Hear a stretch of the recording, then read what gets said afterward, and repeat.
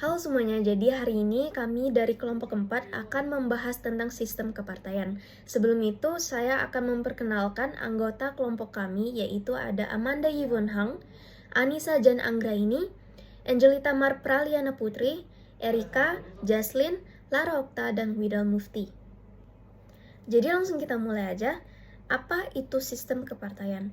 Sistem kepartaian itu adalah pemahaman terhadap karakteristik umum konflik partai dalam lingkungan, di mana mereka berkiprah yang dapat digolongkan menurut beberapa kriteria. Sistem kepartai Indonesia. Sistem kepartai Indonesia menganut sistem multipartai. Sistem multipartai adalah adanya partai-partai politik yang lebih dari 2 partai dalam sebuah negara atau pemerintah. Sistem multipartai Indonesia awal kemerdekaan bertujuan untuk melakukan penegakan sistem pemerintahan berdasarkan demokrasi. Mengingat negara kita menganut sistem demokrasi yang memberikan kewenangan rakyatnya dalam mengikuti pemilu.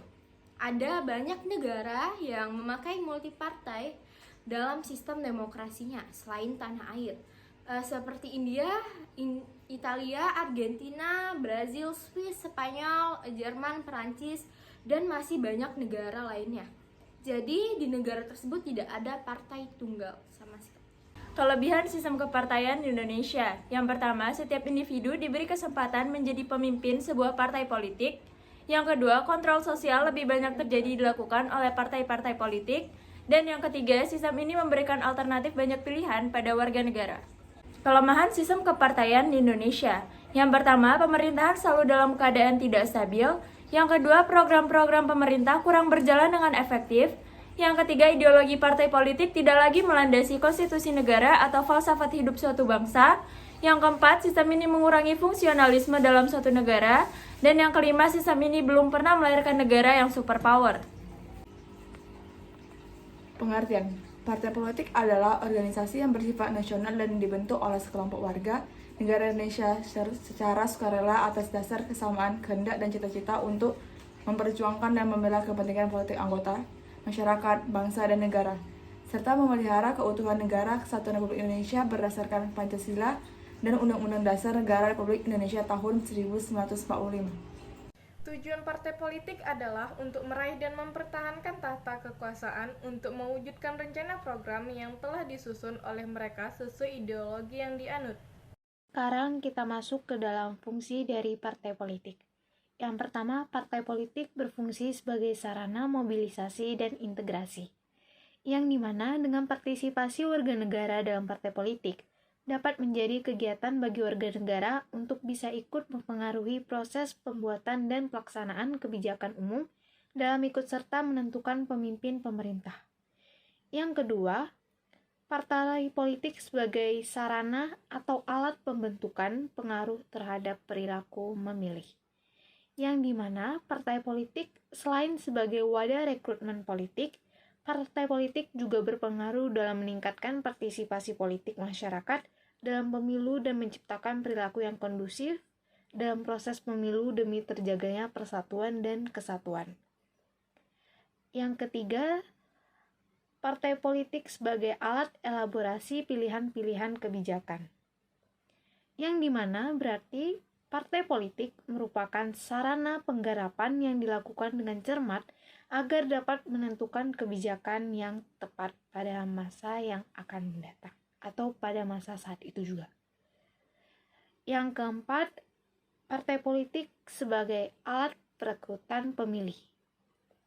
Partai politik dibentuk memang dimaksudkan untuk menjadi kendaraan yang sah untuk menyeleksi kader-kader pemimpin negara pada jenjang-jenjang dan posisi-posisi tertentu. Berikut fungsi partai politik. Pembentukan partai politik ini menurut Muhammad Hatta agar memudahkan dalam mengontrol perjuangan lebih lanjut.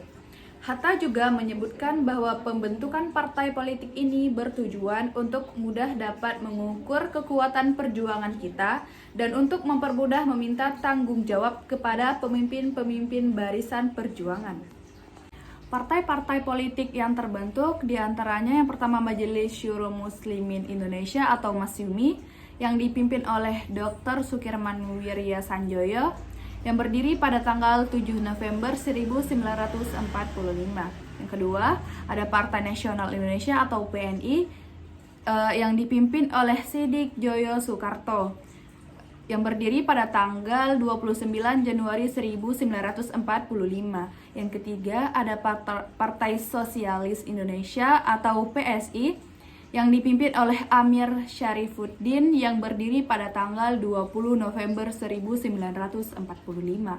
Yang keempat, ada Partai Komunis Indonesia atau PKI yang dipimpin oleh Mr. Muhammad Yusuf yang berdiri pada tanggal 7 November 1945. Yang kelima, ada Partai Buruh Indonesia atau PBI yang dipimpin oleh Nyono berdiri pada tanggal 8 November 1945. Yang keenam, ada Partai Rakyat Jelata atau PRJ yang dipimpin oleh Sultan Dewanis pada tanggal 8 November 1945. Yang ketujuh, ada Partai Kristen Indonesia atau Parkindo yang dipimpin oleh DS Prabowo Winoto berdiri pada tanggal 10 November 1945. Yang kedelapan, ada Partai Rakyat Sosialis atau PRS yang dipimpin oleh Sultan Syahrir berdiri pada tanggal 20 November 1945. Yang kesembilan, ada Persatuan Marhaen Indonesia atau Permai yang dipimpin oleh JB Asa yang berdiri pada tanggal 17 November 1945. Yang ke-10 ada Partai Katolik Republik Indonesia atau PKRI yang dipimpin oleh I.J. Kasimo yang berdiri pada tanggal 8 Desember 1945. Berikut adalah ada beberapa lambang partai yang terdahulu dan partai yang sekarang. Sekian penjelasan dari kami semua, semoga bermanfaat. Terima kasih, Syederalun. Bye-bye.